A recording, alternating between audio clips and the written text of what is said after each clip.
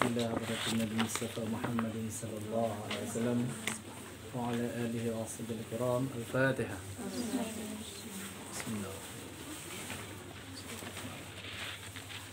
إياك نعبد وإياك نستعين.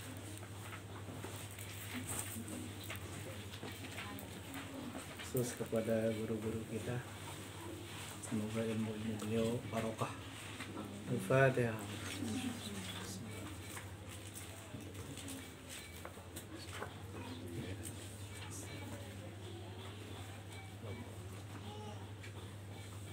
Khusus kepada kedua orang tua kita, semoga beliau tetap diberikan kesehatan dan keberkahan hidup pada dunia maupun di akhirat. Al-Fatihah. Bismillah.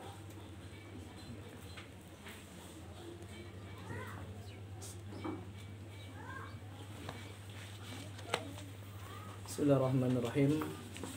Qala al-mu'allif rahimahullah ta'ala wa nafa'ani wa iyyakum wa iyyakunna fid dharain. Amin. Sebelumnya yang mohon maaf karena terlambat. Dari tadi jam 7 jadwalnya di Mataram di hotel Grand itu mencakup kehidupan orang banyak, makanya tidak bisa ditinggalkan. Ini tadi di rumah tidak bisa ngisi. Dari sana balik ganti kostum langsung ke sini. Alhamdulillah Allah masih kasih kita kesempatan dan kesehatan. Selanjutnya sampai mana kajian? Makna la ilaha Oh, tidak pernah dilanjutkan ini? sebulan 2 minggu. Bismillahirrahmanirrahim.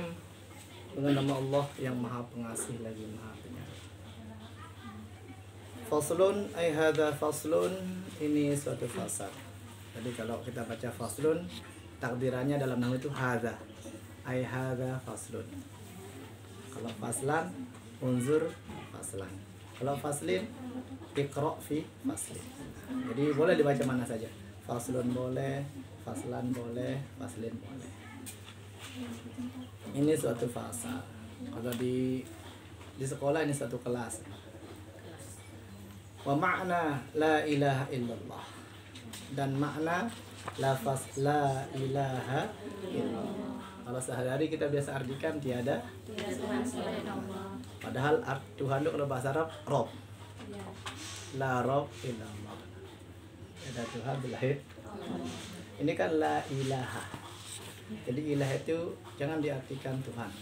Kalau kita artikan Tuhan, jadi sempit kita punya pandangan.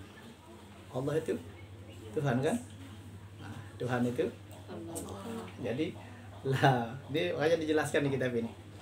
Nah, selama ini kita kepatri di pikiran ini la ilaha, tiada Tuhan. Padahal Tuhan itu kalau di bahasa Arab kan artinya Rob, bukan ilah. Sebenarnya la Rob illallah, tiada Tuhan selain Allah. Tapi sini la ilaha illallah. Allah luaskan semuanya. Jadi artinya makna la ilaha dan arti lafaz la ilaha illallah, la ma'budah, tiada ada yang wajib disembah. La ma'budah, tidak ada yang wajib disembah. Tidak ada yang bisa menciptakan, tiada yang berhak tempat kita meminta. Tidak ada yang bisa memberikan kita pertolongan. Tidak ada yang bisa menyelesaikan masalah kita. Bihaqqi, dengan sebenar-benarnya. La ma'budah, tidak ada yang wajib disembah. Bihaqqi, dengan sebenar-benar penyembahan. Fil wujudi illallah, kecuali Allah. Tidak ada satupun yang tampak yang wajib disembah kecuali Allah. Jadi itu makna lafaz la ilaha illallah. Tidak ada yang wajib benar-benar disembah illallah, kecuali Allah. Jadi ini lari ke tauhid. Kalau kita lari ke tauhid, sebenarnya banyak kita melenceng dari tauhid kita. Makanya Allah itu tegaskan semua dosa itu diampuni kecuali syirik. Kasarnya syirik itu perselingkuhan, ya kan?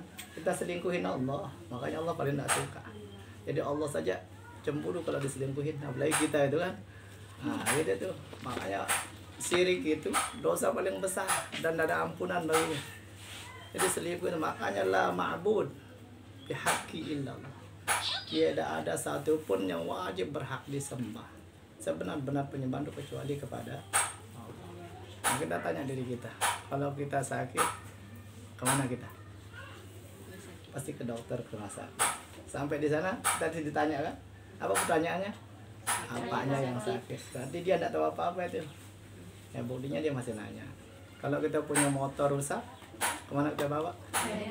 Sampai di bengkel, ditanya lagi, apanya yang rusak? Tapi kalau kita ke Allah, tidak pernah Allah nanya, apa masalahmu? Apa keluhan? Karena Allah sudah maha. Innama amruhu idza arada syai'an ayyaqula lahu kun fayakun. Dokter itu nanya, bengkel itu nanya, karena mereka itu kita yang punya badan, kita juga yang punya motor, sehingga kita yang lebih tahu tentang apa penyakit di badan dan apa masalah di motor kita. Tapi Allah tidak perlu nanya. Nah, di sana perlunya tauhid. Inilah tauhid. La ma'budu bihaqqin illallah. Tidak ada satu pun yang wajib disembah di dunia ini illallah kecuali. Itulah makna la ilaha illallah. Nah, kita amin ya. Nah, lanjut. Faslun ay hadza faslun, ini satu fasal. Alamatul bulughi. Alamat atau tanda bulugh, berusia remaja itu salah satu. 3 tanda laki maupun perempuan itu berusia remaja.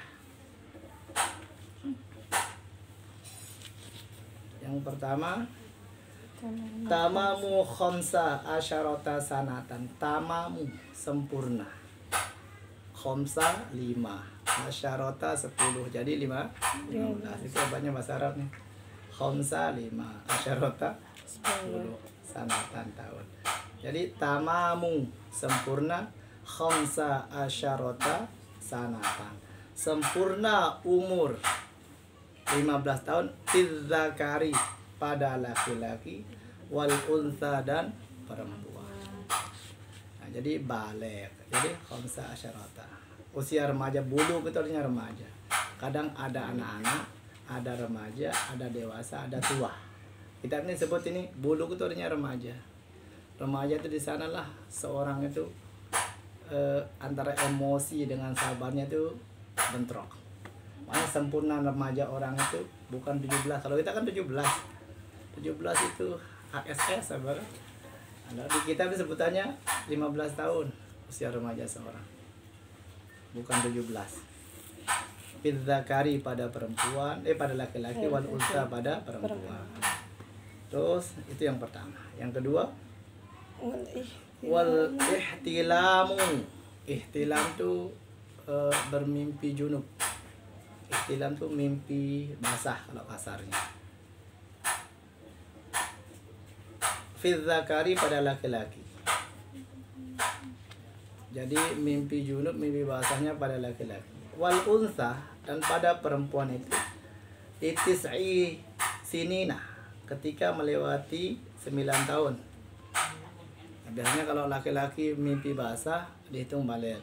Kalau perempuan hanya 9 tahun itu sudah maaf haid. Nah, biasanya seperti itu. Haidnya perempuan itu paling cepat dia dapat umur 9 tahun. Jadi paling sekurang-kurang pertengahannya 15 itu haid. Terus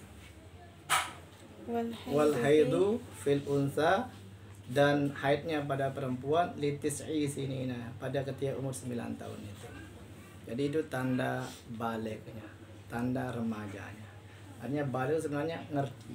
Sekarang mah mau umur berapa saja anak-anak udah ngerti. Yang penting tahu salah benar baliklah. Anu tadi patokan lagi ke sini. Sekarang fikih ini memang jadi patokan betul dalam agama. Cuman zamannya sekarang tambah edan kan. Anak-anak kecil dia tahu mana baik mana buruk, tahu salah mana benar. Itulah tugas kita. Kadang kalau orang tua ya tugas orang tua.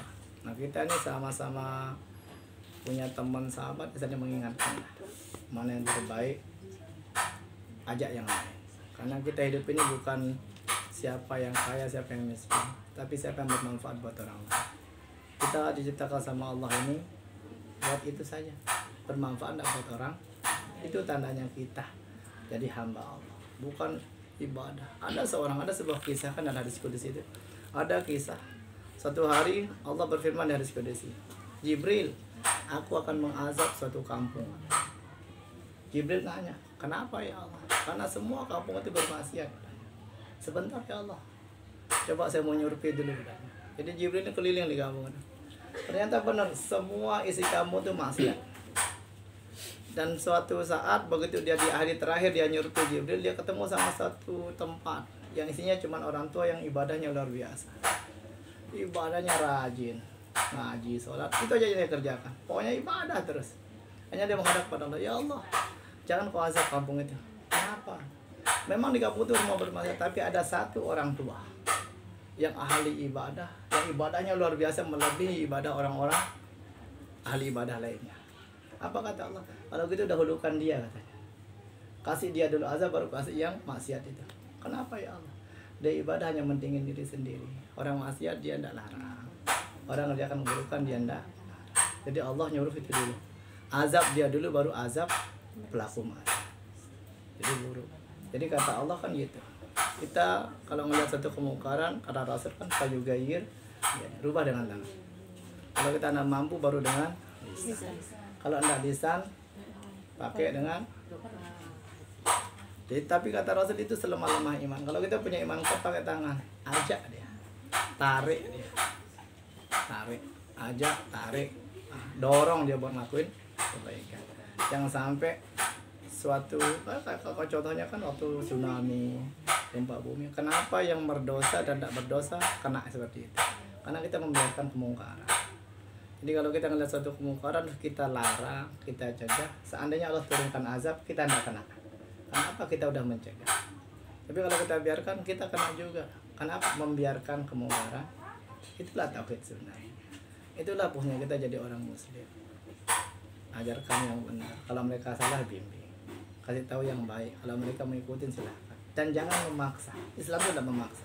Kalau seandainya Islam itu boleh memaksa, semua keluarga Rasulullah itu muslim. Tapi paman Nabi cuma 2 yang Islam. Cuma 2. Ya. Hamzah dan Ibnu Mas'ud. Selain itu tidak muslim keluarganya Nabi. Tidak ada yang muslim. Karena Nabi tugasnya kan tabligh, menyampaikan. Masalah iman itu Allah punya urusan. Masalah dia ngikut, Allah punya urusan. Sama kayak kita. Kita ajak teman-teman kita, yuk ada kajian. Mau ngikut mau enggak udah. Nah, hilangkan rasa dengki.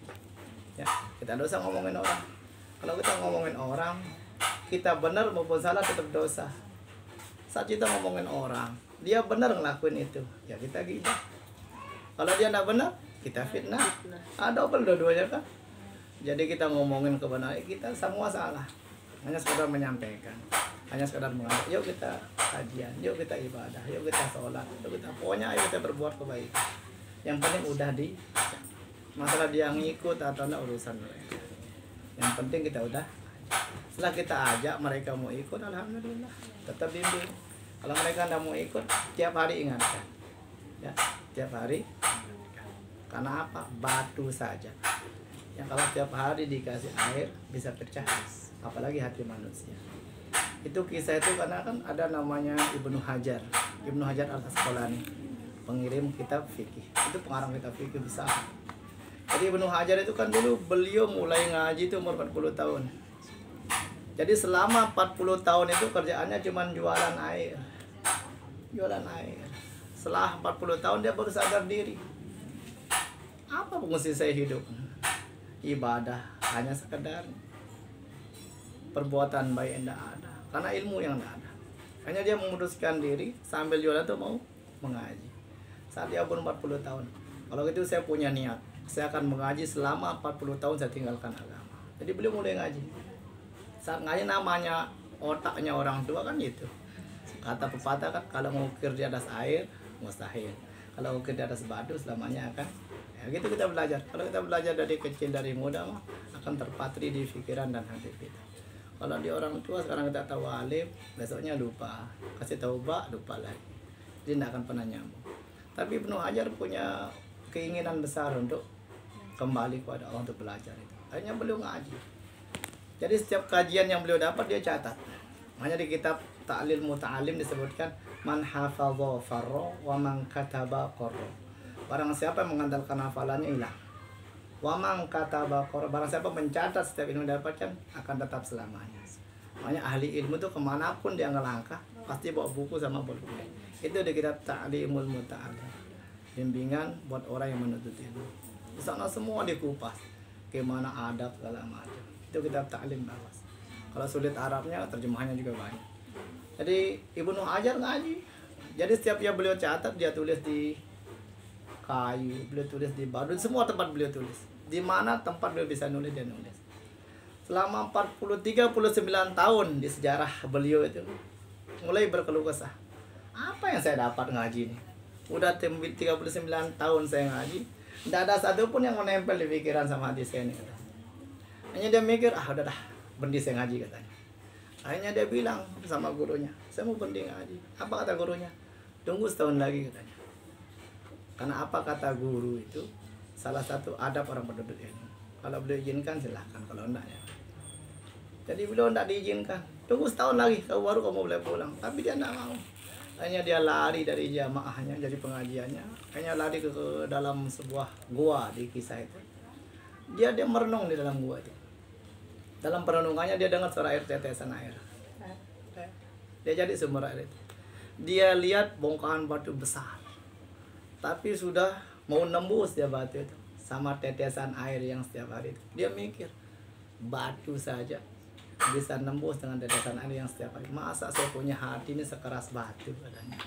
Masa saya punya pikiran sekeras batu. Akhirnya dia balik. Jadi catatannya lama-lama tuh dia buang. Karena tidak ada artinya katanya. Hanya di perjalanan dia balik ke gurunya, dia dengar suara orang baca yang dia tulis setiap hari itu. Dia baca udah jadi tumpukan, ya kalau sekarang kitab lah. Tapi zaman itu kan ada pakai kulit, pakai segala macam, dia tulis pakai kayu. Orang kaji itu mikir kok kayak tulisan saya katanya. Pas dia lihat benar di tulisannya dia. Dan sana ada namanya. Dari sana beliau terkenal. Banyak Ibnu Hajar itu julukan dia anak batu. Karena pelajaran yang didapat itu dari melihat batu yang mau tembus itu. Ibnu Hajar As-Asqalani. Yang sekarang orang semua siapa yang kenal beliau? Yang masyhur. Kita pun seperti itu. Fikih ini kita kecilin, tapi isinya dunia nih. Kita kalau ngaji ini semakin bodoh. Kenapa kita semakin bodoh? Tahu salah kita. Jadi selama ini kita mengatakan, kita saya benar, sholat saya benar, duduk saya benar. Begitu kita ngaji, ternyata salah semua. Hanya kita kalau semakin ngaji semakin bodoh. Di sana kita akan perbaiki diri. Di sanalah kita akan tahu diri. Oh ternyata saya perlu belajar. Ternyata saya perlu, makanya ilmu itu hurufnya 3. Ain, lam sama mim. Tanda orang berilmu itu kayak huruf ain. Sebanyak apapun ilmu masuk dia tetap haus, kepingin nyari lagi ya. Kalau ada orang bilang, udah saya udah haji kawan, saya udah tahu. Kalau orang bukan ahli ilmu, karena bapaknya ilmu itu kan julukannya pintu ilmu kan Sayyidina Ali karamallahu wajhahu. Apa kata Sayyidina Ali dalam kitab Ta'lim itu? Saya lebih senang diajarkan satu ilmu yang diulang 1000 kali daripada diajarkan 1000 ilmu karena diulang sama sekali. Itu Sayyidina yang udah dijamin masuk surga. Kita nih sahabat bukan, keluarga Nabi bukan, jaminan surga enggak jelas. Masih bosan. Lihat kajian itu saya sudah tahu. Udah kemarin. Kalau masih begitu bukan, hilang huruf ain. Karena ilmu itu ain itu tidak akan pernah puas dengan satu ilmu. Akan tetap menganga. Yang kedua lam, al-muluk. Ilmu derajat ilmu itu tinggi. Coba sehari-hari lihat kita di kampung. Kalau kita undang tuan guru, kiai, ustaz, bagus mana tempat duduk dia daripada tempat duduk kita? Dia lah. Kamu, beliau daharnya ayam, kita punya rumah pelecing gitu kan. Sama kayak ini, saya ada pisang, enggak ada pisang. Contoh itu dah. Minumannya gelas, saya pakai botolan. Ada lebihnya. Jadi itu huruf lam. Al-muluk. Siapapun derajat ilmu itu pasti tinggi. Yang kedua mim. Huruf mim itu merunduk. Enggak pernah tak dengar ada tuan guru, saya tuan guru. Saya enggak pernah dengar. Enggak. Jadi dia akan tetap sifatnya merunduk kayak huruf mim. Makanya Nabi Sulaiman kan ditanya. Begitu beliau ditawarkan sama Allah, ya Sulaiman, ini ada 3 pilihan nih kata. Apa ya Allah? Yang pertama, silakan pilih. Ini kerajaan. Yang kedua, harta benda. Yang ketiga, ilmu. Dengan tegas Nabi Sulaiman milih, saya pilih ilmu ya Allah. Kenapa? Kan kerajaan bagus tuh, biar kuasai. Enggak. Ini harta benda enggak. Dia tetap memilih. Dengan ilmu itu semua dia dapat. Jadi raja dan kekayaan. Siapa bisa sandingin Nabi Sulaiman? Isinya saja dari jamrud. Kita ke keramik, licin dikit kan jatuh, mati dalam kamar mandi. Nabi Sulaiman milihnya ilmu.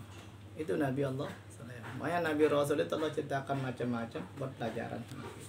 Dan kita tidak bisa bela diri bisa dalam kubur. Kenapa kamu tidak sholat? Saya sakit ya Allah. Apa sakitmu? Tidak boleh kena air. Nabi Ayub itu sakit berapa puluh tahun. Dia tetap sholat. Nah, jadi kita tidak ada sanggahan. Kamu kenapa? Terlalu sibuk ya Allah. Kenapa? Harta saya banyak. Oh, Nabi Sulaiman.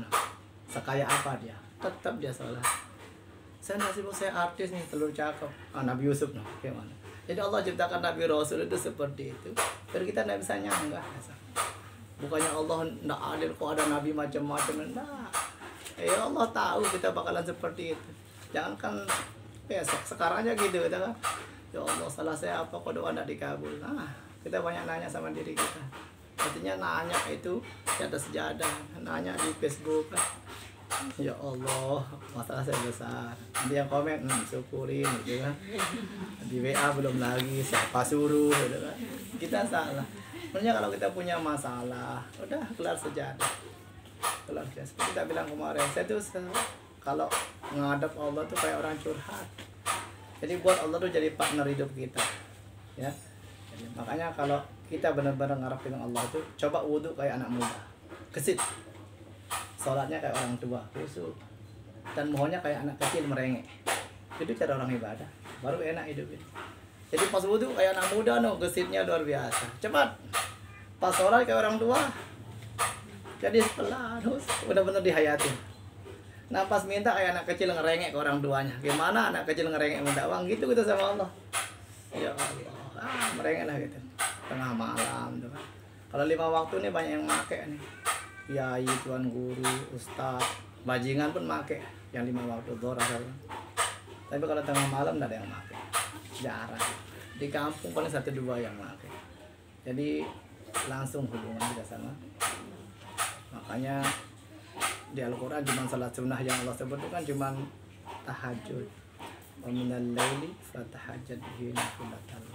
Sebagai ibadah tambahan.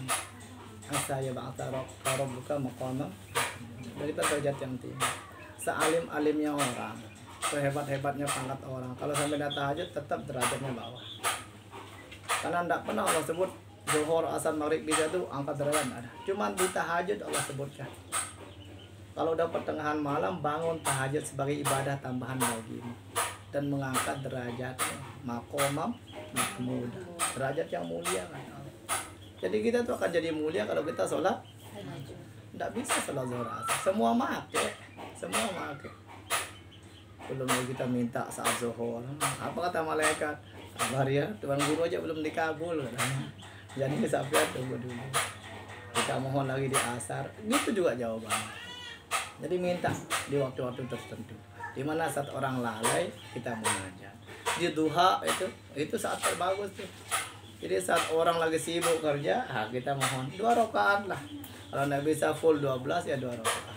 Yang penting kita ada ibadah di sela-sela orang mengerjakan kesibukan. Fikih ini kita pikir.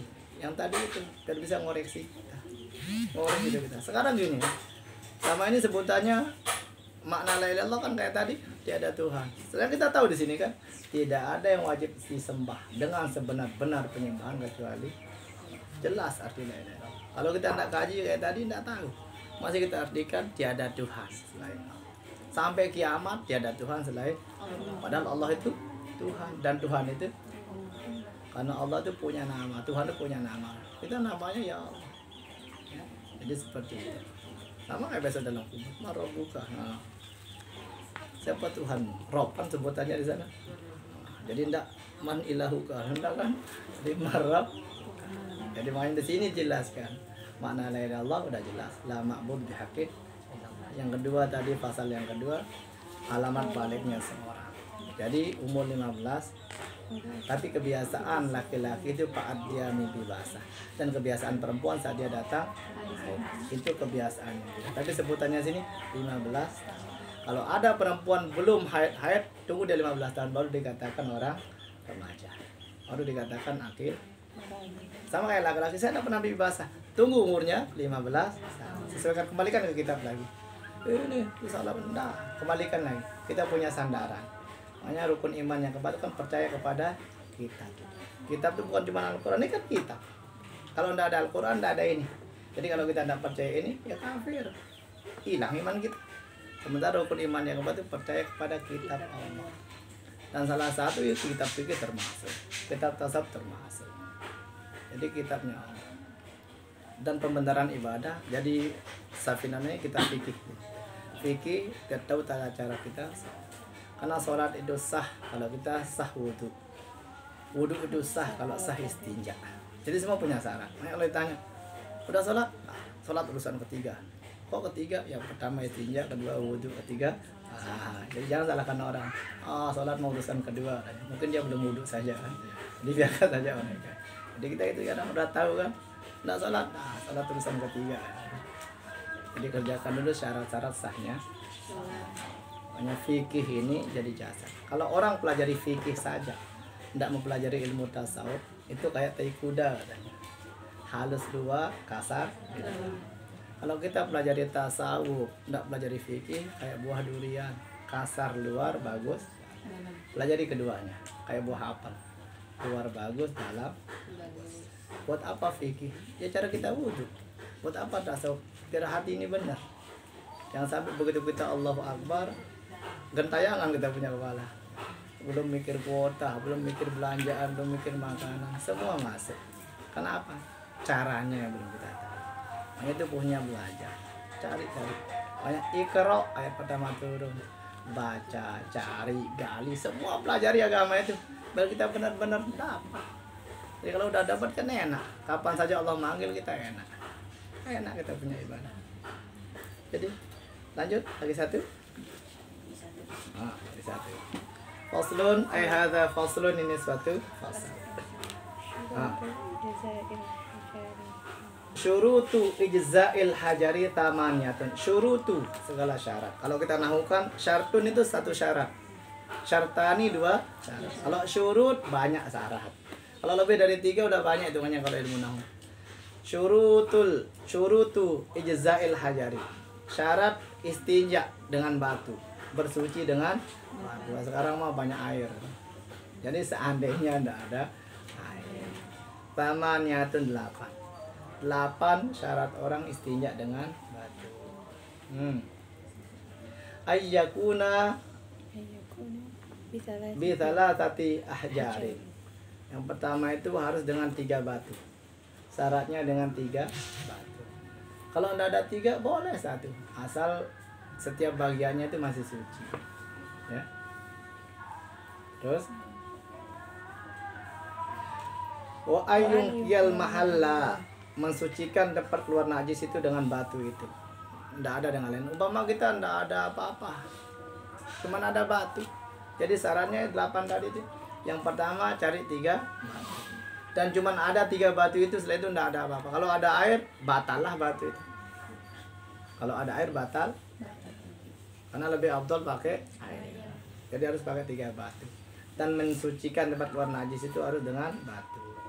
Terus wa alla yajifal najasata. Wa alla yajifa, dan tidak ada kering. An najisu najis. Najis tidak kering. Tidak kering. Jadi dia tetap, maaf kalau kotoran kencing kan masih basah. Kalau umpama maaf duri keluar termasuk kering, apa mau disucikan? Ini harus tidak kering. Allah yajifan najisu, bahwa tidak kering najis yang keluar itu.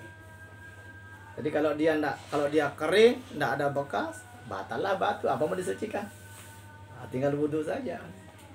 Terus wala yang takilah, najis itu tidak berpindah. Tidak berpindah. Hanya setelah kita kencing, dia ngalir umpama ke kaki, ke tempat lain, itu tidak bisa pakai batu. Karena syaratnya tidak berpindah najis itu. Begitu selesai langsung sucikan. Itu syaratnya. Jangan sampai dia berpindah tempat. Ya, jadi ngalir ke tempat lain. Terus Wala yatra'a alaihi akharu. wala yatra'a alaihi akharu. Kalau najis itu tidak kena benda lain. Jadi najis itu tidak kena benda lain. Umpama kita selesai kencing, kena sama kain, akan berpindah posisi juga larinya nanti. Ya, akan berpindah. Tidak boleh kena benda lain. Terus Wala yujawiza. walau jawiza sabhatu wa khashafatu. Najis tidak berpindah dari kemaluan depan ke belakang atau ke belakang ke depan. Ngalir ke kemaluan belakang atau yang belakang ngalir ke kemaluan depan. Tidak boleh berpindah tempatnya dari satu kemaluan lain. Tidak boleh, tidak sah jadinya kalau pakai batu. Jadi dia tetap posisinya. Terus wa alla yusibahu ma'un. Najis tidak kena air. Tidak kena air. Umpama kita cuma punya air minum. Kalau kita cuma punya air minum 1 botol, nanti kalau kita pakai istinja, tidak apa kita minum. Dan tidak sah air ini. Harus pakai batu. Nanti begitu kita minum, kena dia. Setelah kita, umpama kita kencing, kena lah aliran air ini ke tempat kencing. Itu berpindah. Tidak boleh kena air. Tidak sah pakai batu karena udah kena air. Jadi benar-benar tidak berubah tempat dia. Terus wa an takunal ahjaru tahiran, bahwa batu yang dipakai itu tahiran, suci. Suci. Harus batu yang suci. Tapi kalau tempatnya bersih ya rata-rata batu mah bersih. Kalau tempat kita rata-rata suci mah. Karena tidak ada najis yang lewat. Itu cara bersuci pakai batu. Tapi kalau sekarang kan air gampang. Air gampang. Kalau tidak ada pakai batu. Tapi kalau kita fikih yang besaran itu pakai batu dulu baru pakai air. Itu paling afdal. Tapi kalau pakai salah satu fal ma'u afdalu katanya. Air itu paling lebih afdal. Itu kalau kita istinja. Lanjut. Apa nih? Wudu? Lagi satu lah. Faslun ay hadza faslun. Furudul wudu'i sittatun. Fardu rukun wudu itu sittatun 6. Al awalu an-niyatu, niat. Pertama niat. Niat itu pekerjaan hati. Jadi cara kita wudu yang benar itu, niat itu bukan saja kita basuh tangan. Kalau di kita fikih yang besar disebutkan, niat itu letaknya begitu air menyentuh muka. Ya. Jadi begitu menyentuh, baru niat dalam hati. Saya niat wudu karena Allah Ta'ala, selesai. Atau saya niat wudu, selesai. Yang penting ada niat wudu. Ya. Itu yang pertama niat. Terus Asani ghuslul wajhi, yang kedua membasuh muka. Namanya muka itu, pertama tumbuh rambut sampai pangkal leher. Itu muka. Dari samping anak telinga kanan sampai anak telinga, itu pusnya ibu jari nih. Begitu air nyentuh, anak ibu jari yang keliling ke samping dan ke bawah. Ya. Jadi namanya muka tuh pertama tumbuh rambut sampai pangkal bawah leher. Mentok leher itu muka. Nah, sampingnya anak telinga kanan sampai anak telinga kiri, itu muka. Jadi harus benar-benar rata. Dan wudu tuh niatnya di sana. Saya niat wudu karena Allah. Udah ratain semua. Ratain. Anak dan telinga sampai pangkal. Itu yang kedua. Terus At-talisu ghuslul yadainin ma'al mirfaqain. Yang ketiga membasuh ghuslul yadain, kedua tangan ma'al mirfaqain sampai 2 siku. Nah, di sini juga hati-hati sebutannya 2 tangan sampai 2 siku, bukan dari siku sampai 2 tangan. Jadi cara wudu yang benar, angkat itu ngalir ke siku, turun lagi. Basuh tangan sampai kedua siku sebutannya. Kita fikih manapun, cara wudu itu membasuh kedua tangan sampai kedua siku, bukan membasuh kedua siku sampai kedua. Aturan wudu mau di keran kayak mau di ember, angkat, alirin ke sini, turun lagi. Terus ulangi 3 kali. Kalau sekali rata cukup lah. Tapi kalau ndak yakin 3 kali. Ndak yakin 5 kali. Ambil ganjilnya. Allahul witru yuhibbul witru. Allah itu ganjil dan suka sama yang ganjil. Jadi seperti itu. Jadi ghuslul yadain, membasuh dua tangan ma'al mirfaqain sampai ma'al mirfaqain sampai dua. Terus ar-rabi'u mashu syai'in minar ra'si, membasuh sebagian daripada kepala. Sebagian. Kalau kita mazhab Syafi'i sebagian, ya udah setengah. Tapi kalau diartikan lagi lebih sempit lagi, sebagian itu, nah, ini juga termasuk sebagian kan? Umpama nih, nah, saya pukul kepala kan? Saya pukul kepala, jadi saya pukul kepala. Jadi sebagian itu artinya sekadar kena kepala, sebagian setengah kepala. Kalau mazhab yang lain ada semuanya. Tapi bukan dibasahin, mashu katanya, menyapu. Kalau sampai netes makruh wudu. Panas kepala saya ini. Netes air. Kalau keringat, makruh wudunya. Enggak boleh netes. Yang boleh basah semua itu muka dialirkan, tangan dialirkan, kepala mashu katanya. Celupin tangan, mashu, menyapu. Jadi bukan membasuh. Bedain ya. Kalau sini kan ghuslu katanya nih. Membasuh. Kalau ghus itu membasuh. Kalau gus mandi. Ghuslun nyuci. Ghuslun mandi. Nah, bedain kan ya. Kalau ini kan membasuh. Kalau di kepala mashu, menyapu, bukan dibasuh. Syai'in minar rasi, sebagian daripada kepala. Terus al-khamisu ghuslur rijlain ma'al ka'bain, membasuh kaki sampai dua mata kaki. Nah, itu juga tuh, membasuh kaki sampai dua mata kaki. Jadi ujung kaki dulu baru ke matanya. Bukan dari mata ke ujung kaki. Nah, bedainnya. Membasuh kaki sampai dua mata kaki. Dan terakhir as-sadisu at-tertib. Tertib itu artinya niat pertama basuh muka. Jadi 4 anggota yang wajib dibasuh. Muka, kepala, tangan, kaki. Selain itu, selain niat sama tertib itu sunnah.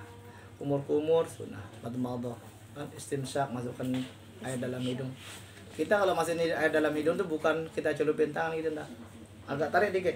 Jangan sampai sini. Setengahnya. Langsung keluarin. Nah, itu kok. Pening kepala nih. Yang enggak pusing jadi pusing kan. Yang enggak baduk jadi baduk. Sekedar angkat dikit, hirup sedikit aja. Keluarin lagi. Hirup. Jangan masuk hidung keluar mulut. Wah. Ntar baduk orang mandi ngapain? Langsung kelewat. Pening langsung hitam semua. Jadi itu cara wudu. Jadi kalau wudu udah benar, sholat mah enak. Dan kalau mau sholat itu benar, dari tempat wudu sampai tempat sholat, jangan kerjain yang lain. Kita enggak, udah wudu, pindah sana. Ada aja kita pegang. Itu bikin was-was nanti. Itulah sebabnya kenapa kita suka was-was sholat, rupa rokaat, pikiran gentayangan. Karena itu. Karena apa? Ada yang kita kerjakan setelah wudu. Padahal kita mau ngadap Allah. Kita aja kalau dipanggil bupati, kita enggak mau singgah sana sini kan? Enggak mau. Saya tak ada anak istri keluarga. Enggak, saya urusan. Kok ke Allah kita sambilan. Kadang nah, itu juga bikin kita was-was. Ya? Kita bikin was-was. Pokoknya jangan kerjain apa-apa dari tempat wudu sampai ke tempat. Lebih baik baca tasbih, baca istighfar. Baca apa yang kita bisa baca. Ya ngaji lah apa. Nah, terus yang kedua saat kita sholat, jangan lihat yang aneh-aneh. Ada sebuah kisah kan anak raja plus kiai. Pak, besok saya pergi sholat ke masjid. Kenapa? Di masjid itu orang pakai baju semua macam tulisan. Terus yang kedua, semua ngomongin orang. Enggak benar saya sholat saya. Saat saya takbir, saya lihat tulisan. Saat saya mulai baca Fatihah, saya dengar orang ngomong ini. Oh, terus itu alasanmu pergi ke masjid? Iya katanya. Ya udah. Besok coba ke masjid katanya. Terus diambilin gelas sama bapaknya, ini gelas airnya penuh, ini piring taruhin gelas katanya, bawa keliling 3 kalian di masjid itu dengan catatan jangan sampai airnya tumpah. Jadi dia keliling di masjid itu, dia perhatiin aja. Udah selesai 3 kali tawaf di masjid, pulang ke rumahnya, ada tumpah? Nggak ada. Ada kamu dengar orang ngomong? Ada tulisan? Nggak ada. Itu juga orang sholat. Udah niat mau sholat, jangan mikirin yang lain, jangan lihat yang lain. Kayak anak tadi kan, ada kamu lihat orang? Enggak ada. Ada dengar omongan orang? Enggak ada. Kenapa? Saya takut air ini jatuh. Itu pun sholat. Takut sekutukan Allah dalam sholat itu. Kita kan enggak Begitu kita Allah, kita ngingat Allah tuh jujur lah. Kita ngingat Allah tuh saat takbir doang kan? Allahu Akbar. Selesai itu mulai lain. Mall. Motor. Wih, apalagi HP bunyi. Siapa ya yang belum saya balas chatnya? Wah. Makanya begitu ngadap Allah matiin. Kita tuh mau sholat, pokoknya begitu udah azan mau sholat matiin tuh HP. Kenapa? Setiap dia bunyi kita pasti pegang itu. Antar dulu. Taruh lagi, bunyi lagi ntar lagi. Kita gitu kan. Makanya kita setan senang. Makanya bunyiin alarm jam 3. Begitu jam 3 mundur 5 menit. Mundur lagi. Subuh aja telat apalagi sholat malam. Jangan usah pakai alarm lah, kalau udah bangun aja. Jangan sampai Allah marah nanti. Udah kita dibangunin. Allah tuh memang senang kita ibadah itu. Dan apa-apa dunia ini kan semua atas kehendak Allah kan. Dia dikal khair innaka ala kulli syai'in. Semua atas kehendak Allah. Di dunia tidak ada sesuatu pun kecuali atas kehendak. Jadi benar-benarlah ke Allah itu. Saya punya teman. Teman saya ini ibadahnya jarang-jarang. Dia sholat, cuman lalainya. Jadi sholatnya kapan dia mau. Nah suatu hari dia dapat surat interview nih, mau lamaran kerja, mau panggilan ini. Jadi dia datang ke rumah. Sampai sekarang teman itu, saya tidak sebutin namanya. Sampai sekarang dia aja ke rumah. Sampai dia nikah pun kemarin dia ke rumah. Sampai yang kenal sama istrinya pun gara-gara ini suka ke rumah itu. Jal katanya ini apa? Saya ada panggilan ini. Oh bagus alhamdulillah, kan selama ini kan kamu pengen bahagia kan kita gitu kan cari kebahagiaan. Pas saya akan bahagia setelah tamat sekolah. Begitu tamat mana ketemu bahagia? Mikirin kerjaan. Kalau bekerja baru saya senang nih. Begitu dapat kerja mana senang? Saya mau beli apa? Harus punya motor. Begitu punya motor tak senang juga. Saya harus nikah. Begitu nikah mana senang? Mikirin anak. Dapat anak mikir lagi. Nggak ketemu senang. Nggak bisa ketemu senang. Karena apa? Kita mikirin yang nggak ada. Nggak pernah kita mikirin yang ada pada diri kita. Nah ini teman ini datang ke rumah. Ini saya dapat ini. Kamu ngapain sini tadi ini? Tolong doain saya ya, biar saya lulus. Masa nggak bisa doa sendiri? Nggak dah. Pokoknya saya pengen sih dia yang doakan saya. Kapan doanya? Kapan interviewnya? Besok pagi katanya. Dia datang hari Senin siang jam 10 lah. Hari Ahad siang jam 10. Interviewnya jam 8 pagi Senin. Itu di Peraya. Kalau itu nginep di rumah. Saya cuma kesini minta doa, ngapain suruh nginep? Udah nginep aja tadinya. Besok di sini berangkat. Jadi mau enggak mau, kalau enggak mau ya enggak saya doakan katanya. Biar dia mau nginep, iya sudah saya nginep. Ngineplah beliau. Nginep di rumah. Rencana kan dia mau ke Bagu di keluarganya. Dari sana dia mau berangkat ke Peraya. Tapi tak suruh nginep di rumah, ngineplah di rumah. Begitu nginep di rumah, begitu jam 2:30, jam 3 kurang seperempat lah. Tak bangunin malam-malam. Bangun, ngapain? Kan mau doa. Saya minta sih dia doakan, bukan saya bangun doa. Udah bangun jam 3 ini. Besok saya interview nih, besok kurang tidur nggak ada. Udah bangun, tak paksa, tak siram mukanya. Akhirnya terpaksa dia bangun. Udah ajak sholat, 2 rakaat, salam, sholat lagi. Masa banyak sekali? Sini udah doakan saya katanya. Sampai kita tengah malam tuh ya debat gitu. Ayo kita doa sama-sama. Enggak, doakan sudah. Saya cukup 2 rakaat, tidur dah dia lagi. Saya selesaikan sholat. Itu dia selesai sholat, udah. Saya cuma bilang ya Allah, teman sini dia malas tadi. Cuman dia lagi butuh kerja dan ini ada panggilannya.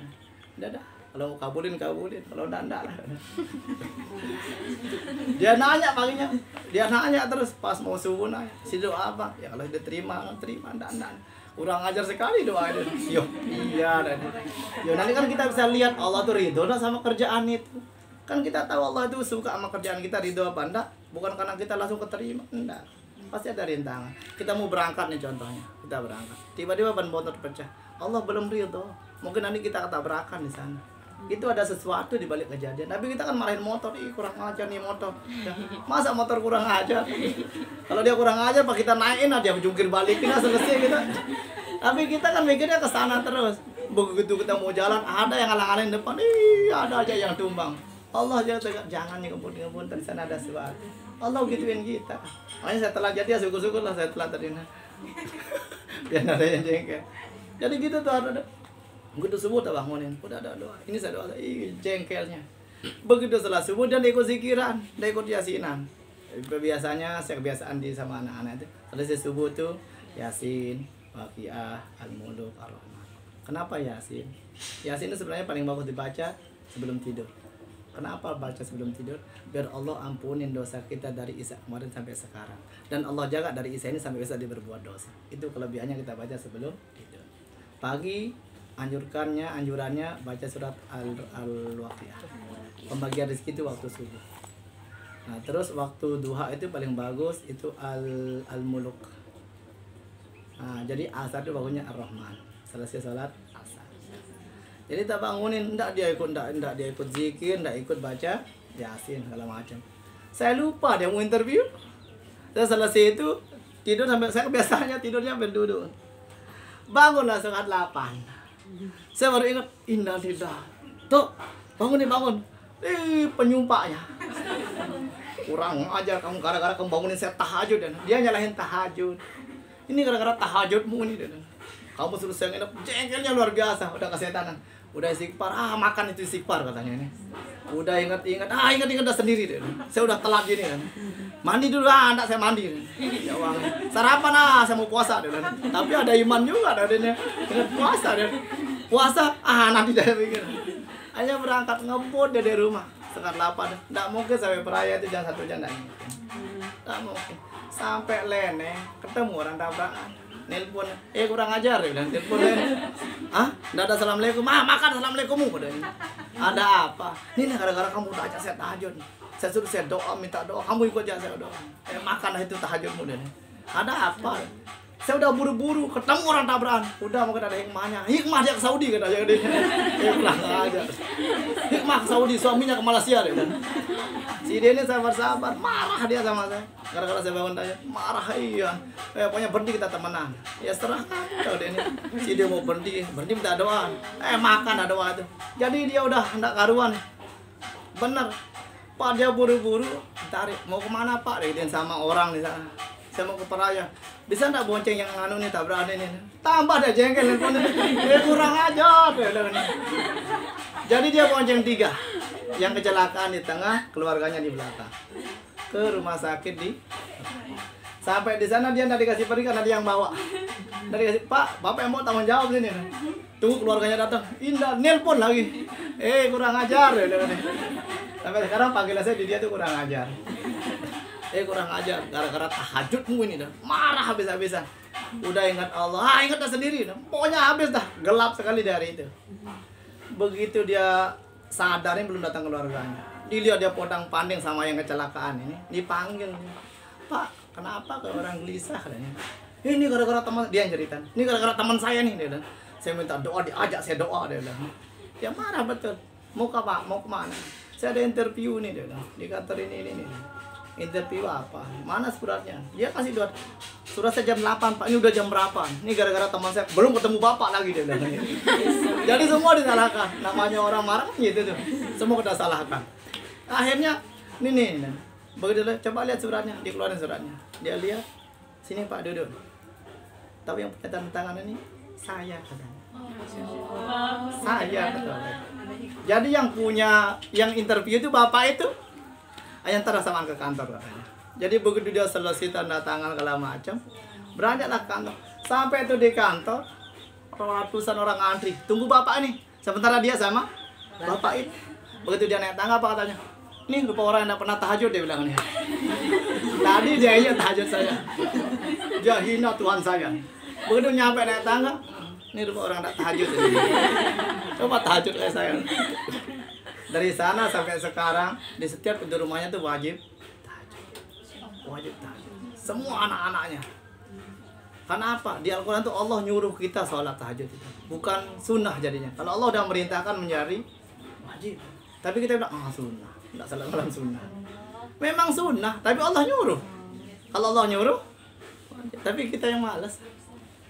Itu katanya orang tidak tahajud. Dan gara-gara itu dia ditempatkan di Surabaya sampai sekarang. Di tahun berikutnya 3 tahun itu baru dia datang lagi. Tapi begitu dia datang, dia manggil saya kurang ajar. Saya tampar dia 2 kali. Yang pertama dia udah ngina saya, yang kedua dia ngina tahajud saya. Jadi dia dapat 2 tamparan sampai sekarang. Kalau datang ke rumah, Pak kanan, Pak kiri gitu. Jadi buat hina saya, buat hina Tuhan saya itu. Dan sampai sekarang. Di tahun ketiga dia datang lagi. Datang apa? Dia minta jodoh katanya. doain saya nginep ya sudah bisa doa deh udah. Saya bisa doa sholat malam udah terbiasa deh. Saya sebenarnya nggak mau dia nginep, saya bilang mau anu, tapi sebelum dia datang itu ada seorang guru TK itu dari Karangide di Bali. Beliau guru TK. Guru TK itu seminggu sebelum Harto ini balik ke tempat saya mau mencari jodoh, guru TK itu datang, minta doa dong sama anak-anak asuhnya. Ngapain? Saya belum nikah. Berapa umurnya? 30 belum nikah. Nah, bid'ah tahu ini. Yuk kenapa? Nabi itu mau 25 nikahnya. Berarti lebihnya. Bukan. Bukan. Ah, tak bercandain dia. Kan gitu kan. Benar-benar bid'ah, orang kan benar-benar bid'ah. Ya gitu aja lari. Sudah nikah belum? Umur berapa? Lebih 25 bid'ah. Nabi dulu pernah azan enggak? Enggak pernah azan. Tadi yang azan? Oh, ya. Nabi seumur hidup jadi imam sholat. Jadi anak jadi imam, bid'ah lagi kan. Banyak kali bid'ah itu jadinya. Jadi gitu dah saya bilang. Sini kapan dah nikah? Belum ada calon. Mungkin milih-milih enggak. Mungkin ada yang ketutup. Enggak ngapain sih dia tutup diri di kamar. Jodoh itu kan harus dibeli caranya tadi. Dibeli katanya. Gimana dia beli katanya? Belinya di Allah lewat salat malam segala macam. Jadi saya kasih syarat ibu itu. Bu guru gini Bu guru tadi. Coba mulai nanti malam tahajud ya. 2 rakaat ya 8. Nabi itu udah dijamin surga 8 rakaat tahajudnya. Plus witir juga jadi 11. Kita tidak ada jaminan apa masa 2 rakaat yang kalah Nabi katanya. Coba 8 rakaat. Tidak bisa kurang 8 katanya. Terus seminggu ke depan seminggu dapat jodoh katanya. Kalau 2 rakaat dapat jodoh tapi jelek katanya. Kalau 4 rakaat cakep tapi dia miskin katanya. Kalau mau komplit ya 8 rakaat. Kayaknya beneran ini, beneran katanya. Yakinnya sama Allah. Beneran. Begitu dia pulang, dia ikutin saran itu. Jadi dia sholat malam tuh selama 1 minggu. Dia datang hari Jumat. Terus gimana? Jumat depan pasti ada jodoh. Pasti nikah. Yakin aja sama Allah. Jangan yakin sama saya tadi. Bener. Begitu beliau kerjakannya tengah malam dia nelpon. Saya bersilat. Ngapain telepon saya tadi? Tengah malam tadi. Dan dikirain kita ngapa-ngapain tadi. Udah saya cuma laporan, udah saya tahajud dan sudah saya minta. Ya syukurlah. Setiap malam dilakuin itu. Selesai dia tahajud nelpon. Udah saya tahajud. Ini kurang ajar sekali. Ganggu aja kita punya ibadah. Pas malam Rabu dia mulai ngeluh. Udah Rabu. Terus enggak ada jodoh. Kenalan aja enggak ada. Yuk siapa tahu nanti si dia keluar ngajar udah ditabrak karena jodohnya di akhirat. Kurang ajar deh. Ikut udah kurang ajar. Pokoknya tahajud aja tadi. Malam Kamis dia tambah curhat. Malam Jumat terakhir dia ngeluh, nangis habis-habisan. Ustaz, terus saya udah lakuin seminggu dan tanda-tanda jodoh itu belum ada sampai sekarang. Kenalan pun belum ada. Ya udah besok pagi kesini dah Bu Guru tuh dunia. Saya janjian malam Jumat selesai tahajud sama Bu Guru itu. Jumat itu selesai Jumatan ini teman yang ini datang. Saya masih di masjid. Saya biasa turun dari masjid itu 1:30 sampai jam 2. Begitu saya diam di masjid jam 2, ada motor. Ada tamunya dia udah sampai masjid itu. Saya kurang ajar ini. Datang cepat di masjid itu kan. Kita tampar kanan, tampar kiri. Terus dipeluk. Ngapain? Jadi pagi itu Bu Guru ini datang ke rumah. Ini nangis di depan saya. Kasihan juga tadi. Saya belum ada kenalan. Ustaz bilang seminggu ini full tembak Allah udah saya lakuin, tapi tidak ada datang. Mungkin kan Jumat itu dari pagi sampai maghrib tadi. Tadi ini pagi panjang nih. Siapa nanti umur kita diambil salah satu kan. Tadi saya punya janji hilang, si dia punya janji juga, janjinya di surga sama janjinya Allah. Tapi dia tetap ngeluh. Ya udah, begitu mau Jumatan saya tinggalin. Bu Guru diamnya, saya mau Jumatan dulu. Nanti tak minta sama jamaah doain ibu biar jodohnya datang nanti sore. Amin. Tapi aminnya itu tidak hilas. Karena dia mikir udah Jumat, masa jodoh cepat kali turun gitu kan. Bener. Begitu saya Jumatan, tidak turun dari masjid, teman itu datang. Saya minta doa nih. Doa apa? Jodoh katanya. Nginep ya? Enggak. Baru saya ingat ternyata di rumah itu ada yang cari jodoh. Bu Guru itu hari Jumat itu cari jodoh. Temannya datang sudah Jumat cari. Mungkin ini jodohnya tadi. Saya bilang sama temannya, mungkin di rumah tuh jodoh sih dia ada. Siapa? Dia bilang ini. Talah. Kita selesai dari masjid kita ke rumah. Sampai sana tajaklah beliau ngobrol bertiga. Gini dari ini Bu Guru ini gini ngomonglah berdua. Ngomong berdua. Saat beliau ngomong, sorenya mereka tunangan. Sorenya mereka tunangan. Tak bilang Saya merinding. Wah, ya. Saya setiap ingat itu pasti merinding. Saya tahu kehebatannya Allah itu seperti apa. Makanya tauhid itu perlu ditanamkan dalam diri. Tidak ada apa-apa kecuali Allah izinkan semuanya. Dalam surat Al-Imran ayat 26, 27. Qulillahumma malikal mulk. Itu kan jelas. Tu'til mulka man tasya wa tanzilul mulka mimman tasya wa tu'izzu man tasya wa tudhillu man tasya. Biyadikal khair innaka ala kulli syai'in. Kata Allah, kalau saya bilang hitam, hitam dunia. Kalau saya bilang putih, putih. Kalau kamu bilang kamu kaya, kaya. Kalau kamu bilang kamu berjodoh, berjodoh. Biyadikal khair innaka ala kulli syai'in qadir. Di tanganku semua kudusan, bukan di tangan orang-orang. Dan semua terkehendak.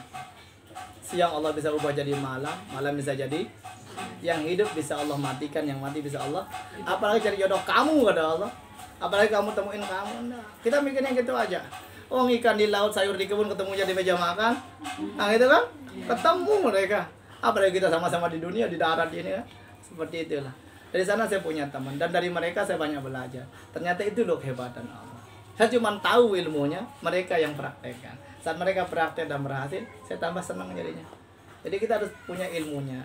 Dan setelah ilmunya praktekkan terus. Dan kita akan temukan keajaiban yang Allah berikan kepada kita. Karena setiap ayat di Al-Quran itu Allah punya rahasia sendiri. Kapan Allah ngasih, itu tergantung istiqomahnya kita. Jadi seperti itu kita hidup. Jangan andalin diri. Andalin la ma'bud bihaqqin illallah. Kembali lagi kita tadi. Tidak ada yang bersama kecuali itu hidup. Saya banyak belajar dari mereka-mereka. Dari sini-sini banyak saya belajar.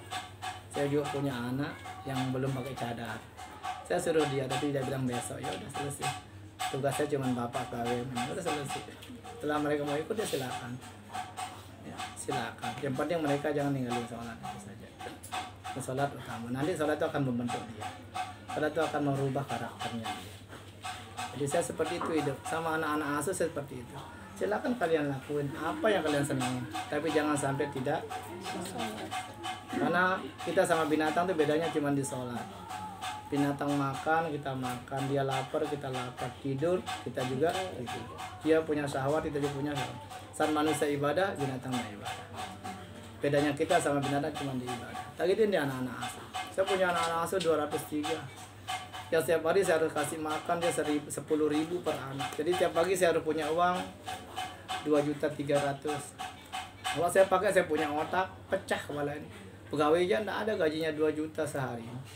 Tapi saya ya Allah kau amanahkan, ya silakan kasih. Kalau emang kau tidak kasih rezeki mereka, ambil satu-satu. Dan Allah malah tambah anak-anak itu. Dan ternyata semua hidup sampai sekarang. Semua sekolah sampai sekarang. Ada yang kerja sampai sekarang. Tapi 203 itu saya senang, itu amanah. Jadi begitu saya mati, saya banyak doakan saya. Ya, jadi seperti itu ya. Semoga kita semua termasuk hamba-hamba Allah yang yakin dengan Al-Quran, yakin dengan kuasanya Allah, sehingga iman kita tambah mantap. Sekian, kurang lebihnya saya mohon maaf. Salam. Assalamualaikum warahmatullahi wabarakatuh. Waalaikumsalam warahmatullahi wabarakatuh. Dengar azan sebentar. Ma?